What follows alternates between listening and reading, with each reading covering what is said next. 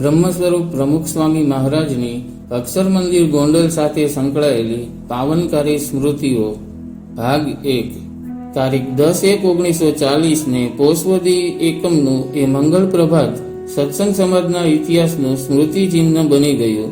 યોગીજી મહારાજ દ્વારા થતી મહાપૂજાના મંગલ ઘોષ વચ્ચે શાસ્ત્રીજી મહારાજે અતિ પ્રસન્ન થતા પોતાના માનસપુત્ર સમાન તેજસ્વી, ગુણગંભીર અને વિનમ્ર શિષ્ય શાંતિ ભગતને ભગવી કંઠા ઓઢાડી ભાગવતી દીક્ષા આપી. હવે એમનું નામ શું પાડીશું? શાસ્ત્રીજી મહારાજે પૂછ્યું. જૂનાગઢના મહાન સદગુરુ નારાયણદાસ સ્વામી હતા, તેમના નામ પરથી પાડીએ એમ હરિજીવનદાસજી બોલ્યા. તરત બીજો સ્વર આવ્યો. એક વચન સિદ્ધ સદગુરુ સંત હતા સ્વામી નારાયણદાસજી, એમના નામથી પાડીએ. જોગી, તમે કેમ કઈ બોલતા નથી? શાસ્ત્રીજી મહારાજે યોગીજી મહારાજને પૂછ્યું. તેઓ હસીને કહે, આપની મરજી હોય તે નામ રાખો. શાસ્ત્રીજી મહારાજે તરત કહ્યું, આ નાની ઉંમરે નારાયણનું સ્વરૂપ હોય તેમ દેખાય છે, માટે એમનું નામ સાધુ નારાયણ સ્વરૂપદાસજી રાખીએ. તેમને શાસ્ત્રી બનાવવા છે, વિદ્વાન થાય ને આખી દુનિયા ડોલાવે. સૌએ ઉત્સાહપૂર્વક આ નામને વધાવી લીધું. આમ અક્ષરદેવી બ્રહ્મવંશની ઓળખ માટે વધુ એકવાર નિમિત્ત બની ગઈ. પ્રમુખ સ્વામી મહારાજ ઘણીવાર આ પ્રસંગ નિરૂપતા કહે છે કે સ્વામીએ દીક્ષા આપી અને યોગીજી મહારાજને કહેલું કે તમે એને આશીર્વાદ આપો કે તમારા જેવી સાધુતા આવે અને મહારાજ સ્વામીનું નામ દુનિયામાં ફેલાવે. તે એમના આશીર્વાદથી આપણું ગાડું ચાલે છે. અક્ષરદેવીની પ્રમુખ સ્વામી મહારાજની આ અનન્ય સ્મૃતિ સત્સંગના ઇતિહાસમાં અમર બની ગઈ. ઈસવીસન 1966 નવેમ્બર માસ ચાલુ હતો. યોગીજી મહારાજ ગોંડલમાં જ બિરાજમાન હતા. પ્રમુખ સ્વામી અને સંતો નજીકના સરદારગઢ માણાવદરમાં પ્રતિષ્ઠા હોવાથી અહીં જ બિરાજતા હતા.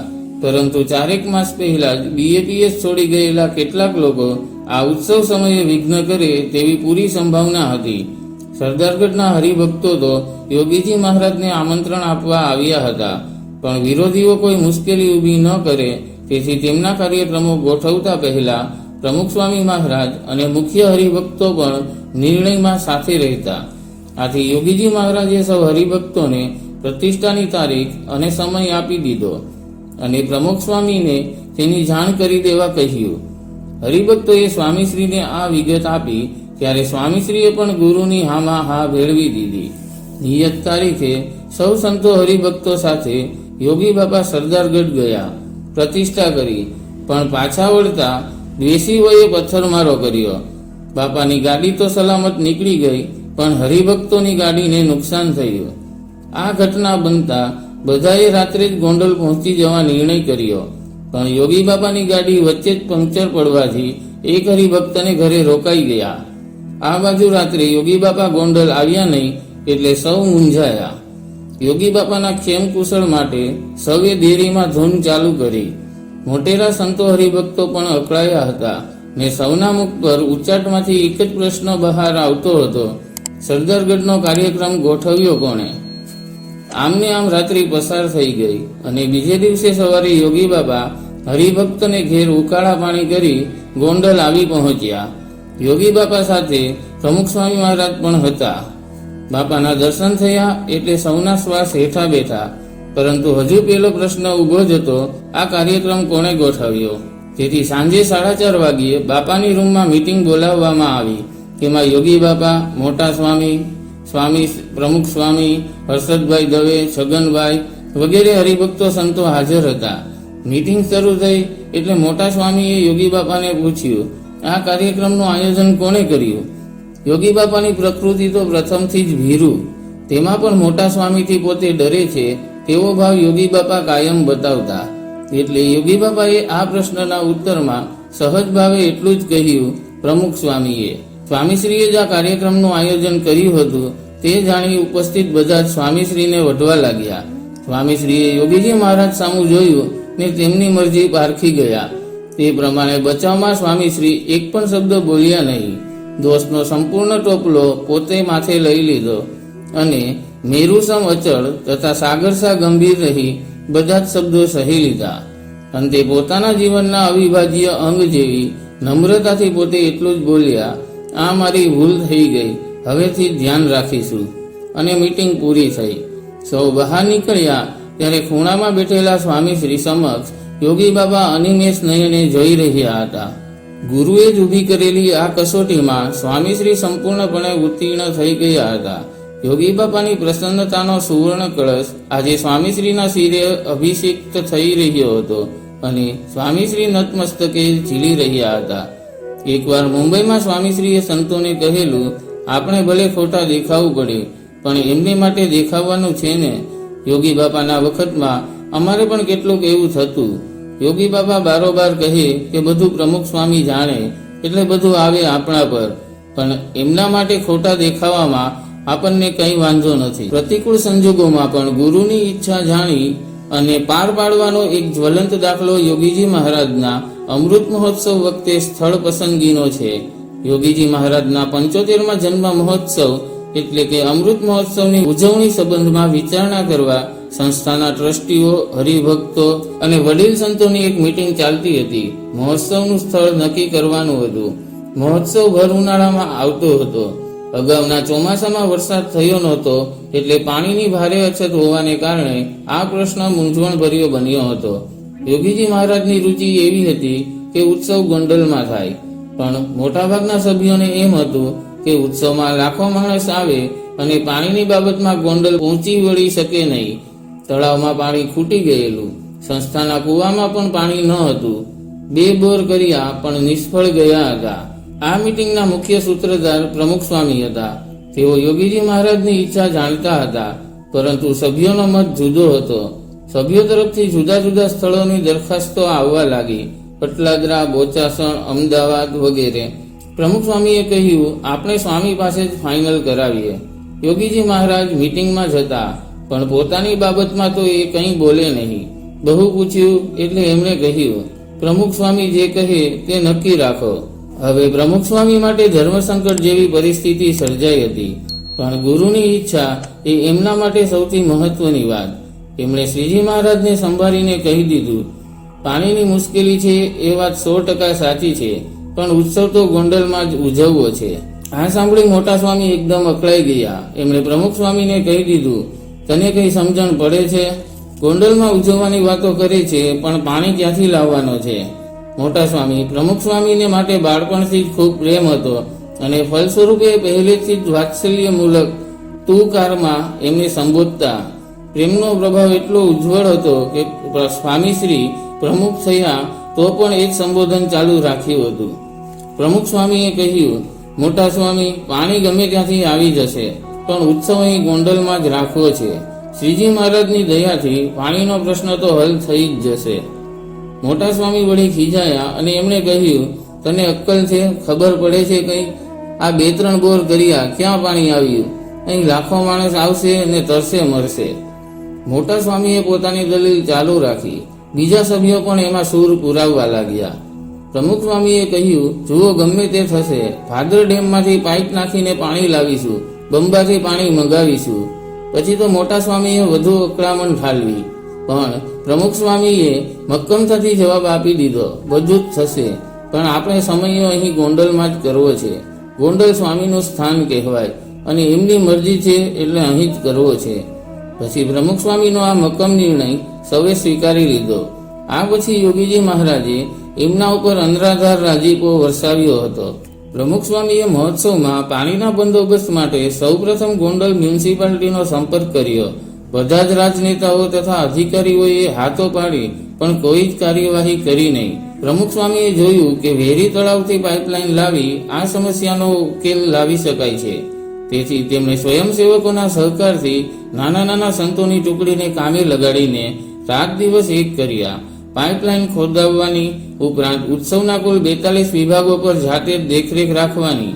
એમાં થોડું પાણી ડેમમાંથી આવે તો એ ઘાટ તરફ કરેલા એક કુંડમાં એકત્ર કરવાનું. ગોંડલ ગામમાં પણ કેટલાક લોકોના અંગત કુવાઓ હતા. તેમાંથી પીપ કે ટાંકા ભરીને 1000-2000 ગેલન પાણી રોજ ઉઘરાણું કરવામાં આવતું. એ પાણી આ ખાડામાં ઠલવાતું અને આમ 1 મહિના સુધી પાણી સારતા રહ્યા. પણ ઉત્સવમાં ક્યાંય પણ પાણીનું ટીપું ખૂટવા દીધું નહીં. આમ ગુરુનું વચન પ્રમુખ સ્વામીએ નીચે પડવા દીધું નહીં. પ્રમુખ સ્વામી માટે ગુરુની ઈચ્છા સર્વોપરી હતી. એ ઈચ્છા આગળ સંજોગો, મુશ્કેલીઓ, ભીડો વગેરે બધું એમને મન ગૌણ હતું. યોગીજી મહારાજે તારીખ 23/1/1971 ના રોજ મુંબઈમાં દેહોત્સર્ગ કર્યો. તે સમાચાર ગુજરાતભરમાં પવન વેગે ફેલાઈ ગયા. મુંબઈમાં દાદર સ્થિત સ્વામિનારાયણ મંદિરે તેઓનો પાર્થિવ દેહ હરિભક્તોના દર્શનાર્થે પધરાવ્યો હતો. સાંજે 7 વાગે મુંબઈથી સ્વામીશ્રીના પાર્થિવ શરીરને ચાર્ટર પ્લેન દ્વારા રાજકોટ લાવવામાં આવ્યું. એરપોર્ટ પર જ અસંખ્ય હરિભક્તોની ભીડ થઈ ગઈ હતી. સૌના જીવન પ્રાણ યોગીજી મહારાજના દર્શન માટે તલસતા હતા. હજારો હૈયા રડી રહ્યા હતા. બાપા જાણે યોગ નિંદ્રામાં છે એવી એ મૂર્તિની નિર્દોષ મુખ મુદ્રાથી લાગતું હતું. ખુરશીમાં વિરાજિત કરેલો સ્વામીશ્રીનો દેહ ફુલારથી ઢંકાઈ ગયો હતો. આજુબાજુ બરફ ગોઠવાયો હતો. પ્રમુખ સ્વામી, મહંત સ્વામી તથા સંતો શોકગ્રસ્ત હૃદયે ખુરશી પકડીને ઊભા હતા. ધીમે વેગે જતી ટ્રક ખુલ્લી હોવાથી શિયાળાનો ઠંડો સુસવાટા નાખતો પવન છાતી વિંધીને આરપાર જતો હોય તેવું જણાતું હતું. લેશમાત્ર ઠંડી સહી ન શકતા યોગી બાપા આજે ખુલ્લી ટ્રકમાં બરફની પાટો વચ્ચે કેવળ ગાતરિયાભેર બિરાજ્યા હતા. આ વિચાર આવતા જ પ્રમુખ સ્વામીએ પોતાનું ગાતરિયું સ્વામીશ્રીના દેહ પરથી ઓઢાડી દીધું. પોતે ખુલ્લા શરીરે જ આટલી કાતિલ ઠંડીમાં ગોંડલ આવી પહોંચ્યા. પ્રત્યક્ષ ગુરુ ભક્તિનો આ છેલ્લો અવસર પ્રમુખ સ્વામી ચૂક્યા નહીં.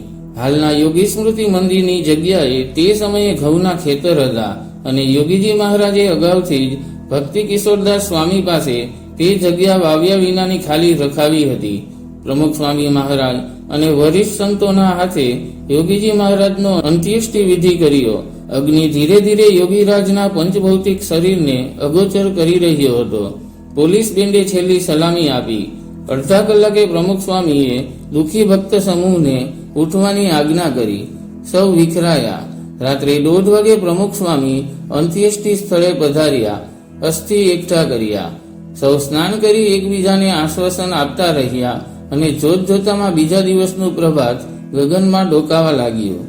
યોગીજી મહારાજે તારીખ 18/1/1971 ના રોજ માંદગીના બિછાનેથી એક અનન્ય અને શાશ્વત સત્ય ઉચ્ચાર્યું હતું કે પ્રમુખ સ્વામી મારું સર્વસ્વ છે અને આમ એમની ગુણાતીત પરંપરા અક્ષુણ્ય હોવાનો નિર્દેશ કર્યો હતો. સવારે શણગાર આરતી બાદ સભા યોજાય અને વર્તમાન કાળે જીવન આધાર અને શ્રીજી મહારાજનું સ્વરૂપ એકમાત્ર પ્રમુખ સ્વામી મહારાજ જ છે એ વાતની દ્રઢતા થાય તે આવશ્યક હતું અને તેના પ્રથમ ઉદ્ઘોષક તરીકે સ્પષ્ટ વક્તા અને સમર્થ સદગુરુ સંત સ્વામીએ સંપ્રદાયની મહાન સેવા કરી. આ ગોંડલ અક્ષર તીર્થમાં અક્ષરદેરીના સાનિધ્યમાં અને તે સેવા હતી પ્રમુખ સ્વામી મહારાજના સ્વરૂપને ઓળખાવવાની. તેમણે સ્વામીશ્રીના અંતિમ સંસ્કાર પછીના પોતાના સંદેશામાં કહ્યું, સ્વામી ગયા જ નથી, પ્રમુખ સ્વામી દ્વારા પ્રગટ જ છે, માટે કોઈ શોક કરશો નહીં. ગુણાતીતાનંદ સ્વામીનો સંકલ્પ હતો કે પાંદડે પાંદડે સ્વામિનારાયણનું ભજન કરાવવું. યોગીજી મહારાજનો આ સંકલ્પ હતો તે પ્રમુખ સ્વામી દ્વારા રહીને પૂરો કરશે. કોઈએ હઠ, માન, ઈર્ષા રાખવા નહીં. સૌના ગુરુ પ્રમુખ સ્વામી છે. પ્રમુખ સ્વામી મહારાજે યોગીરાજના અધ્યાત્મ વારસ તરીકે અક્ષર મંદિરમાં BAPS સંસ્થાનું વિધિવત સુકાન સંભાળ્યું. વળી એ જ દિવસે કોઠારી ભક્તિપ્રિયદાસ અને નારાયણ ભગત એટલે કે વિવેક સાગરદાસ સ્વામી જેવા વિદ્વાન સંતોએ પ્રમુખ સ્વામી મહારાજના મહિમાને અભિગુંજિત કરતો અદ્ભુત શ્લોક સત્સંગ સમાજની જીભે રમતો કરી દીધો. ગોંડલમાં ખેતી અને ગૌશાળામાં સેવા કરનાર સંત ભક્તિ કિશોરદાસ સ્વામી કહે છે, સ્વામીશ્રીએ ધર્મધુરા ધારણ કરી ત્યારબાદ તેઓ ચાતુર્માસ કરવા ગોંડલ પધાર્યા હતા. એક દિવસ મને બોલાવીને યોગીજી મહારાજની રીતે જ કંઈક સેવા હોય તો કાઢી રાખવા સૂચના આપી અને કહ્યું, હરિભક્તોની સંખ્યા ઘણી છે, કોઈ સેવા હોય તો લાવો. આથી મેં ઘઉં વીણવાની સેવા માટે આયોજન કરી દીધું. સભા મંડપમાં લાંબા પટ્ટે ઘઉં પાથરી દીધા, જેથી એક જ પટ્ટાની સામસામા બેસીને સૌ ઘઉં વીણી શકે. સ્વામીશ્રી સ્વયં રજાઈ પાથરેલી તેના પર બેસી ઘઉંમાંથી કાકરા વીણવા લાગ્યા. આ જોઈને જે આટાફેરા મારતા હતા તેવા પણ આવીને બેસી ગયા. સ્વામીશ્રીએ એક હરિભક્તને કહ્યું, હવે વચનામૃત વાંચો. એક તરફ વચનામૃત વચાય, સ્વામીશ્રીની મૂર્તિના દર્શન થાય ને સૌ પોતપોતાની સેવા પણ સુંદર રીતે કરે. સ્વામીશ્રીના આરામનો સમય થયો એટલે કેટલાક સંતો ભક્તો કહે, બાપા હવે આરામમાં પધારો. સ્વામીશ્રી ઘઉંનો ઢગલો બતાવીને કહે, હવે આટલા જ છે, તે ભેળા ભેળું વીણાઈ જાય ને પછી બેઠા છીએ. પરંતુ સૌ સંતોએ આરામ માટે ઘણો આગ્રહ કર્યો. એનું મુખ્ય કારણ એ હતું કે સ્વામીશ્રી સમયસર આરામમાં વધારે તો સાંજે 3:30 વાગે ગોંડલી નદીના અક્ષરઘાટમાં સૌ સ્નાન કરવા જવાના હતા. તેમાં સ્વામીશ્રી પણ પધારી શકે અને સૌને વિશિષ્ટ લાભ મળે. સ્વામીશ્રીની આ વાતનો ખ્યાલ આવતા કહ્યું, વાંધો નહીં, સાંજે પણ આવીશું, અત્યારે ઘઉં વીણાઈ જવા દો. અંતે ઘઉં સાફ થઈ ગયા અને સભા વિખરાઈ. સ્વામીશ્રી મોડા આરામમાં પધાર્યા હતા, છતાં સંતોની વિનંતીને ધ્યાનમાં લઈ સમયસર સ્નાન માટે ઘાટમાં પણ પધાર્યા અને સૌને ખૂબ લાભ આપ્યો.